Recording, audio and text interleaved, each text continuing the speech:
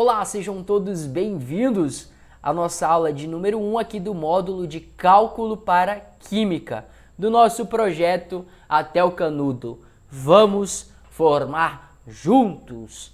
Eu sou o Ted Wilson e ninguém mais é, e hoje eu tô aqui primeiramente para falar para você o seguinte: o nosso curso de agora, esse curso de cálculo, é um curso mais voltado para a nossa área, ou seja, interessa para a gente da área de química aprender limite de forma entendível, que a gente consiga aplicar na nossa área. Se você quiser entender assim, ter uma visão, um escopo geral, aprofundado até do curso de cálculo 1, eu sugiro que você possa complementar esse curso com outros, que tenha as provas do teorema, as demonstrações matemáticas. Aqui a gente vai se ater, especialmente mais à frente também, ao final dessa aula a gente vai ver uma aplicação, por exemplo, mas o quanto esse curso está relacionado com a nossa área, beleza? Então vamos aqui aprender então uma noção intuitiva de limite. Essa noção intuitiva ela não está descrita em livros, mas eu acho que ela pode nos ajudar a compreender melhor o assunto. Digamos que eu tenho esse homem e um prédio. Eles estão separados a uma distância d e ele olhe para esse topo do prédio. Concorda que quando ele olha para o topo do prédio, ocorre uma elevação da sua cabeça, do seu rosto, formando aqui um ângulo que a gente vai chamar de θ. Então, quando ele se aproxima e continua olhando para esse mesmo topo, ele concorda comigo que esse ângulo ele aumenta, afinal, agora ele tem que elevar um pouquinho mais a sua cabeça.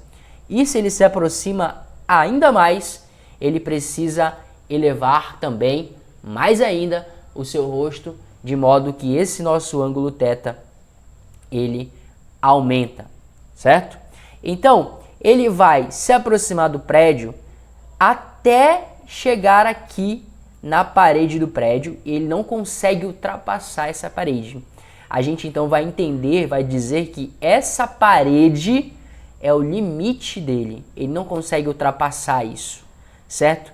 E quando ele caminha até essa parede, o grau de elevação do seu rosto vai vai se aproximando de 90 graus. Ou seja, à medida em que a distância entre o homem e o prédio tende a zero, se aproxima de zero, ele vai caminhando aqui até chegar a uma distância zero, o ângulo formado, essa elevação, o grau de elevação, vai alcançar a marca de 90 graus. É o máximo que ele conseguiria olhar para cima, beleza? Então a gente poderia escrever mais ou menos assim, ó. Quando a distância tende a zero, o meu ângulo formado é de 90 graus. Beleza? Vai se aproximando, vai tendendo a 90 graus. Então essa é mais ou menos a ideia de limite. Como se configura, o que acontece com a minha função quando eu estou tendendo a um dado valor. Vamos ver isso de forma matemática. Esse, portanto, o símbolo que a gente usa, lê-se o seguinte, lê-se assim: limite de uma função, limite de um f de x, quando a tende a b. Vamos ver aqui, por exemplo, essa função abaixo. F de x igual a x mais 2. Qual é o limite dessa função? Quando o x está tendendo a 2. Quando o x está se aproximando de 2. Entenda, nos limites eu não quero saber quando o x é exatamente 2. Não importa para mim saber o que acontece com a imagem, com a função, quando o x ele é 2. Mas sim quando o x está tendendo, está indo, está caminhando, se aproximando de 2. Beleza? Uma outra observação. Em funções polinomiais, como essa aqui, muito simples, basta substituir o 2 aqui no lugar do x. Mas, de modo geral, você precisa lembrar que funções polinomiais são essas funções em que eu tenho, por exemplo, um coeficiente, uma variável e um expoente, por exemplo. Então, nesse caso aqui, o meu coeficiente é 1, minha variável aqui, a letra é o x, e o meu expoente também é 1. Então isso é uma função polinomial. Por que é importante saber disso? Justamente pelo que eu acabei de falar. Em funções polinomiais, basta você substituir. Então, eu ficaria com limite de x mais 2, quando x tende a 2, ora, 2 mais 2, né, se eu substituir aqui, o limite de x mais 2, quando x tende a 2, ele é igual a 4. Então, quando eu estou me aproximando de 2, a minha imagem ali vai se aproximando de 4, beleza? Então, dado uma função f de x, o limite de uma função terá como resultado o valor para onde a função vai quando o x caminha para A. Olha aqui, ó. X está tendendo a A. Para onde vai a minha função? Para onde vai a tua função, esse será o teu resultado. Olha só aqui de modo gráfico, rapidinho. Se eu tenho um dado valor de x aqui, numa reta, numa função qualquer, concorda comigo que eu gero aqui uma f de x, certo? Uma imagem. Veja, eu não quero saber nos limites quando é exatamente x. Não importa muito saber o que acontece com a minha função, com o meu resultado, quando eu sou propriamente o x, mas sim quando eu estou caminhando para o x, ou seja, quando eu estou me aproximando desse valor aqui no eixo das abscissas, beleza? Percebe que quando eu vou me aproximando, eu vou assumindo aqui um valor também próximo ao meu f de x, certo? Então olha aqui esse outro exemplo. Qual que é o limite? Para onde vai? O que acontece com a minha função quando o x está tendendo a menos 3? A gente vai fazer o seguinte. Limite, né, eu vou logo substituir aqui. Menos 3 ao quadrado mais 3 vezes menos 3. 9 mais com menos, menos 3 vezes 3, 9, igual a 0. Então, o limite dessa função, quando o x está tendendo a menos 3, ele será igual a 0. Certo? Então, eu estou indo para o 0 quando o x está indo para menos 3. Então, eu estou indo aqui nesse sentido das ordenadas para o 0 quando o x está indo aqui para o 3. Certo? Próximo exemplo. Aqui nesse caso, eu falei para você que você, em funções polinomiais, poderia substituir. E observe, você poderia muito bem substituir aqui sem nenhum problema. Só que aqui embaixo, quando eu substituo, se eu substituo, eu encontro uma restrição. Ou seja, 2 menos 2 seria dividir por 0. Aqui em cima também daria 0, né? Então eu chego numa indeterminação. Esse é o ouro de limites. É aqui que as questões de prova, de lista, enfim, é aqui que a questão vai te perguntar como se livrar dessa indeterminação. E você, olhando para essa função, você vai perceber, olha, existe aqui uma restrição. Como que eu fujo dessa restrição? Nesse caso, nós teremos que fatorar a expressão de cima. Eu vou fazer isso utilizando a soma e produto. Fatorar uma equação do segundo grau é reescrevê-la nessa relação. X menos x1 vezes x menos x2. Isso porque equações do segundo grau possuem duas raízes e essa é a fórmula que gera a tua equação de segundo grau. Certo? Lembrando que esse A é o coeficiente estequiométrico do primeiro termo. Então, ax² mais bx mais c. O A, ele fica aqui acompanhando o x². Então, nessa questão x² mais x menos 6, o A, aqui no caso, quando não tem nada, é 1. Então, o nosso A é 1. Aqui em B também é 1. E o C, ele é menos 6, aqui o nosso termo chamado de independente. Pronto, isso descoberto e essa fórmula sabendo que a gente pode fatorar, vamos fazer. Eu vou fazer por soma e produto, tá? Ou seja, eu vou encontrar as raízes por essa técnica. Você pode usar Bhaskara, caso seja mais confortável para você. Então, na soma e produto me diz o seguinte, quando eu somo x1 mais x2, eu tenho menos b sobre a. E quando eu multiplico x1 vezes x2, eu vou ter c sobre a.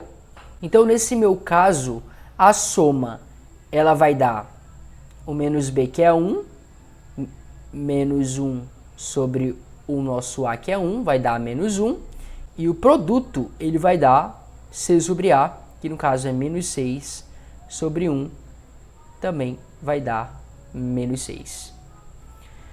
Aqui nessa técnica você tem que raciocinar e até mesmo ir por tentativa e erro. Então eu quero duas raízes em que a soma dê menos 1 e a multiplicação dê menos 6. Eu já sei a resposta e ela é 2 e menos 3. Porque quando eu somo menos 3 mais 2, eu encontro menos 1. E quando eu multiplico menos 3 vezes 2, eu encontro menos 6. Então, essas serão as minhas raízes. Novamente, você pode fazer isso aqui por Bhaskara, não tem problema.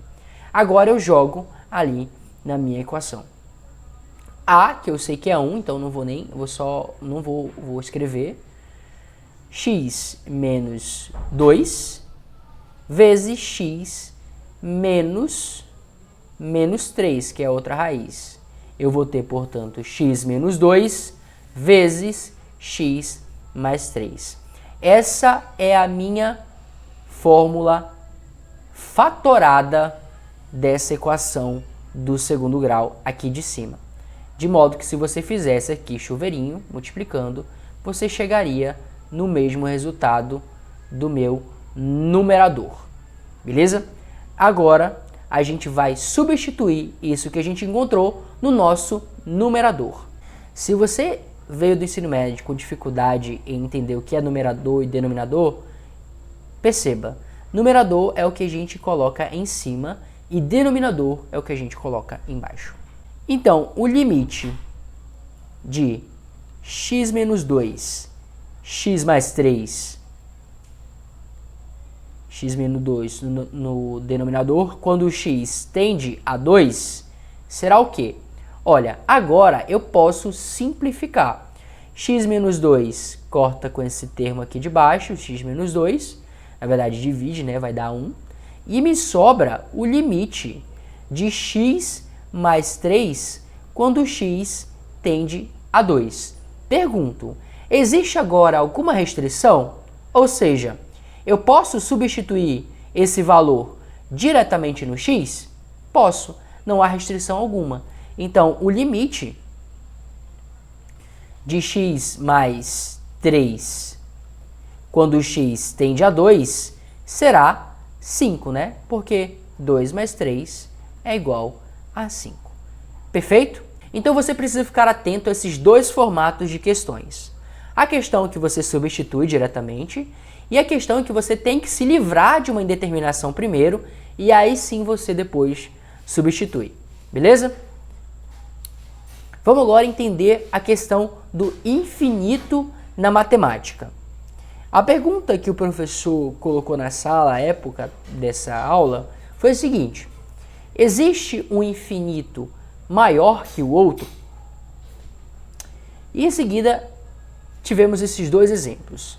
Dois intervalos em que entre 1 e 4 sabe-se que existem infinitos valores.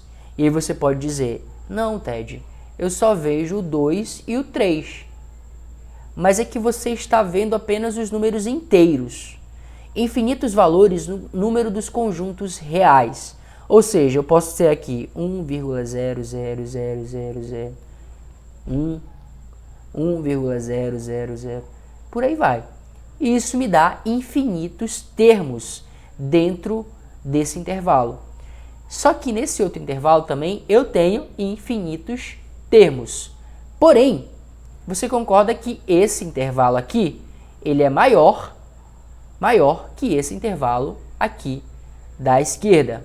Esse intervalo compreendido entre 1 e 4 possui infinitos termos, é um infinito, portanto, menor que o intervalo entre 1 e 6. E aí você pode se questionar, como pode ser um infinito se eu tenho começo e se eu tenho fim? E aí você estaria confundindo dois conceitos da matemática, infinito e limitado, ou ilimitado, né? Esses intervalos, eles são de fato limitados, ou seja, intervalo entre 1 e 6, 1 e 4. Tem limite, tem um começo e tem um fim. Mas dentro desse intervalo eu tenho infinitos termos, certo? Então existe essa diferença na matemática. Agora a gente parte para a noção algébrica de infinito. Então tem uma dada função aqui, f de x igual a 1 sobre x. E aí eu vou selecionar alguns valores para esse x. Por exemplo, eu vou começar aqui com o valor 10. Então, substituindo aqui na minha f de x, eu vou ter 1 sobre 10 e isso vai me dar 0,1. Se eu aumento esse valor, eu escolho agora, sei lá, 100, eu vou ter f de x igual a 1, substituindo aqui o x, eu vou ter 100. E isso vai me dar 0,01. E se eu aumento ainda mais, 1000, por exemplo, eu tenho na minha f de x 1 sobre 1000. E isso vai me dar 0,001. Note uma coisa. Quanto mais eu aumento o meu valor de x, mais próximo do zero vai ficando a minha função. Quanto maiores os valores, aqui eu poderia ir até, sei lá, 1 milhão, 1 trilhão, mais próximo do zero eu teria como resultado dessa função. Então eu posso escrever da seguinte forma em limites. Quando a minha função 1 sobre x, cujo x está tendendo ao infinito, o seu limite será zero. Então o x está tendendo ao infinito, ou seja, há números aqui muito maiores, de modo que esse valor aqui ele está se aproximando de zero cada vez mais. Então esse seria o nosso limite nesse caso. Por que é importante saber isso? Porque quando você olha questões que possuem essa mesma estrutura, ou seja, uma constante em cima, isto é, um valor sem variável, e abaixo no denominador a nossa variável, uma ou mais de uma, quando o nosso limite, o x, está tendendo ao mais ou menos infinito, eu sei que isso aqui vai dar zero. Então não importa se eu tenho essa variável e esse n sendo um número inteiro, eu sei que toda vez que tender a mais ou menos infinito, isso aqui vai dar zero. Então eu poderia ter 1 sobre x à oitava, isso aqui daria zero. 1 sobre x ao cubo mais x quadrado, isso aqui você olha prontamente e diz, claro, se estiver tendendo a mais ou menos infinito, você diz que dará zero. Agora a gente vai analisar outra tendência. A gente tem a mesma função e agora eu vou selecionar alguns valores de x 0,5, em que eu teria f de x igual a 1 sobre 0,5 e isso me daria 2 como resposta. 0,1, percebe que eu estou escolhendo valores próximos de zero. Eu teria f de x igual a 1 sobre 0,1, isso me daria 10. e 0,01, mais próximo de zero ainda. A minha f de x ficaria 1 sobre 0,01. Isso me daria 100. Note que quanto mais perto de zero eu escolher os meus valores, maior vai ser a minha f de x.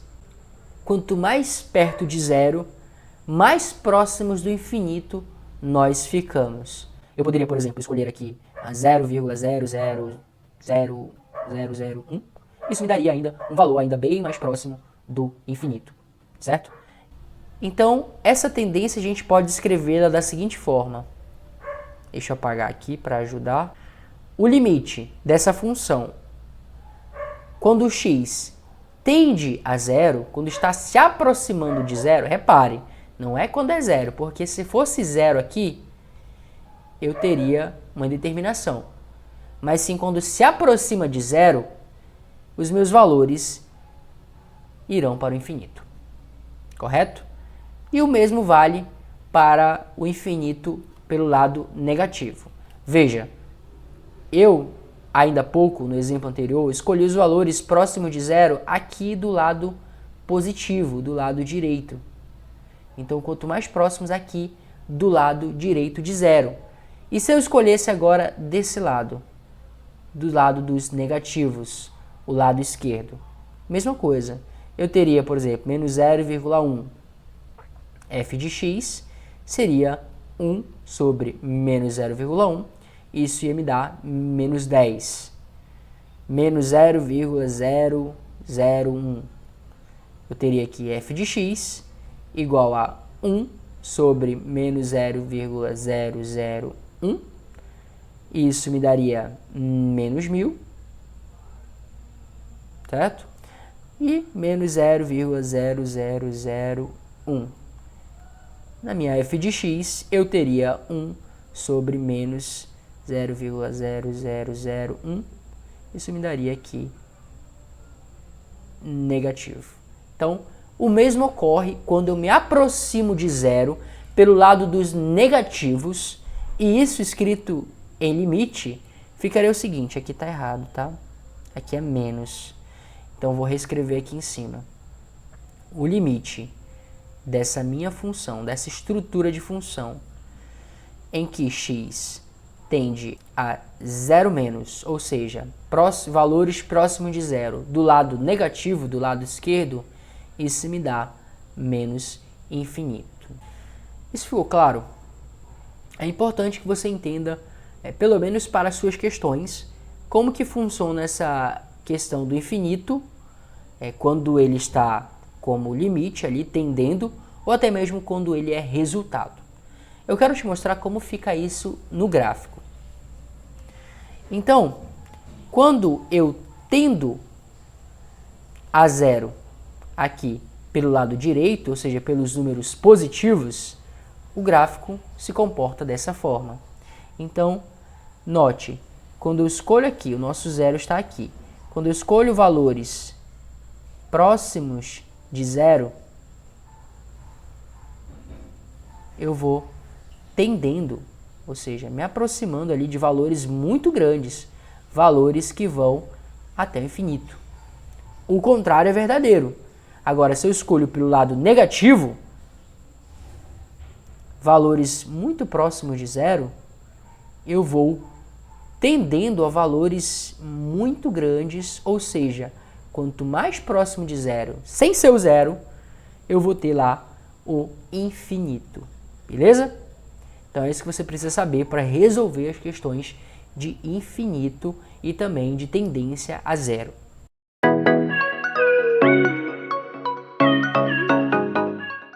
Como prometido, eu falei que eu ia trazer alguma espécie de aplicação dos limites na nossa área de química. E a gente tem a questão do fator de compressibilidade ali no estudo dos gases. Você lembra de quando a gente definia ou entendia ali no ensino médio a questão da diferença entre os gases ideais e os gases reais? Medidas de pressão, volume molar e temperatura que não confirmam a lei geral dos gases, a gente vai chamar então esse gás de um gás real, ou seja, um gás que difere da idealidade. E o seu desvio, ele vai ser estimado a partir de um fator que é o fator de compressibilidade. Então, para gases ideais, esse Z é igual a 1. Olha aqui esse gráfico do Z, do fator de compressibilidade, em função da pressão a uma temperatura constante de 0 graus Celsius. Note que o gás ideal tem o Z igual a 1, mas outros dois gases que não se comportam de modo ideal, eles já têm diferentes valores para Z em diferentes pressões. Mas quando a pressão aqui se aproxima de 1, mais ou menos, 1 atm, a gente vê que os nossos gases se aproximam da idealidade. Né? Ou seja, quando o meu gás tende o seu fator de compressibilidade a 1, ele estará se comportando de modo ideal. A gente pode até reescrever isso da seguinte forma, de que o gás ideal, ele é o limite do gás real quando o Z tende a 1. E a partir daqui, os químicos conseguem traçar outros tipos de cálculo envolvendo ali a lei geral de gases.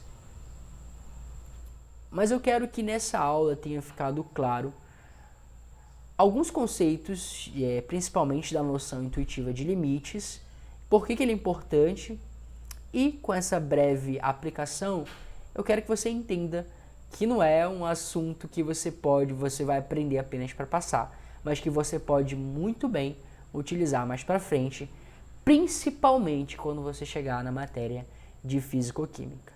Muito obrigado pela aula de hoje, vamos juntos até o canudo.